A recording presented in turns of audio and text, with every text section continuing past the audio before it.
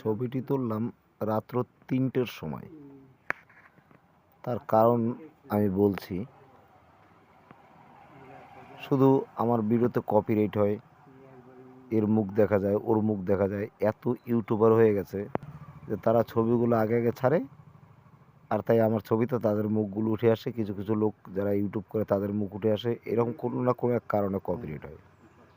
তাই আজকে ভাবলাম, কালনা সরস্বতী পুজো সবাই তো লোকজনের মধ্যে তুলে ছাড়লো, এরকম ফাঁকা অবস্থাতে কেউ ছাড়লো না।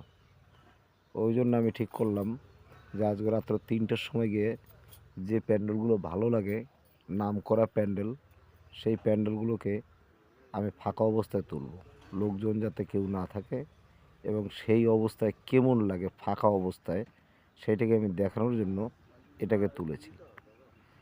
এইটা হচ্ছে জাপট, অম্বিকা কালনার সরস্বতী পূজা জাপটের প্যান্ডেল। সবচেয়ে সুন্দর প্যান্ডেল হয়েছে জাপটে এই প্যান্ডেলটাই। দেখুন কীরকম একটা ফাঁকা পরিবেশ, কেমন থমথমে একটা ভাব। দেখুন কোনো লোকজন নেই, আমি একা।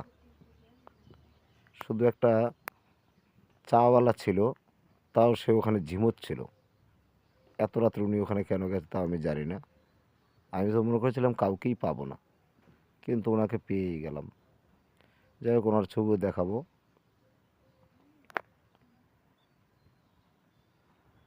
ওনার ছবি বলতে গেলে ওনার ওই চায়ের কেতলির ছবি, ওনার ছবিটা তুলিনি। তার কারণ যদি কপিরাইট চলে আসে, ওনাকেও দেখা গেল কেউ না কেউ তুলে ছেড়ে দিয়েছে।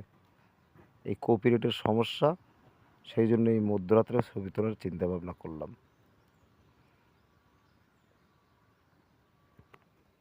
আর সেই সঙ্গে মধ্যরাত্রে ছবি তুললে সেই ফাঁকা পরিবেশটা কেমন লাগে সেইটা তো আর আপনারা দেখতে পারেননি, সেইটা আমি রাত জেগে তুলে দেখালাম।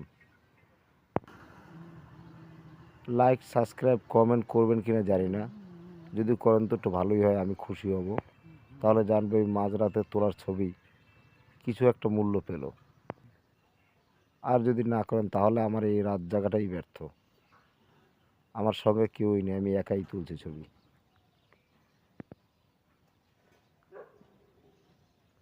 এই যে প্যান্ডেলের ঠিকানা সব এখানে রয়েছে, পরে দেখুন,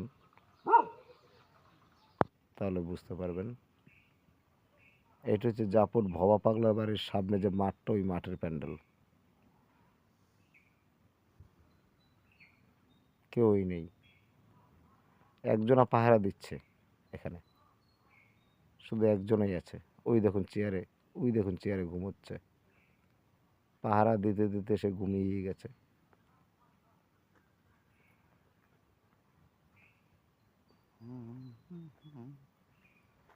ওনার চোখ বন্ধ ছিল, তাই ওনার ছবিটা উঠেছে। আমি জানি ওর চোখ বন্ধ যখন, তখন কপিরাইট অবশ্য আসবে না।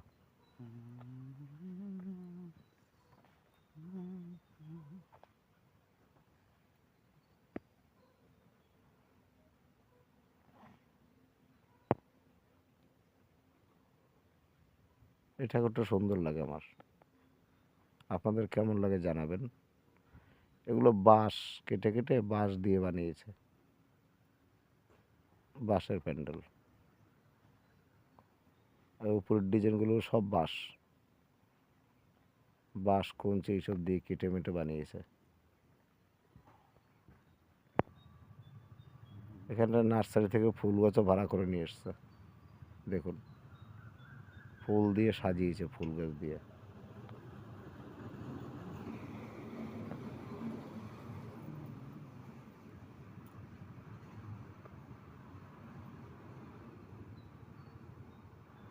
এর লেখাটা বেশি ভালো একটা বোঝা যাচ্ছে না ক্যামেরায়।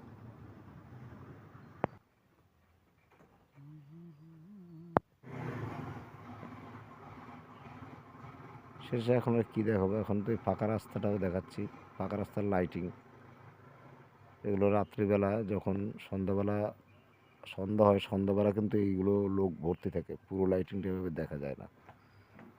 আর রাত্রিবেলা তুলে একটা মজা হয়েছে, পুরো জিনিসটা একসঙ্গে উঠে এসছে। এখানেও রাস্তা ফাঁকা, লোক নেই, পুরো রাস্তাটা আমি একা একাই ঘুরলাম আর তুললাম। তবে একা ঘুরেও মজা পেয়েছি, কিন্তু ভালো লাগলে লাইক, সাবস্ক্রাইব, কমেন্ট করবেন।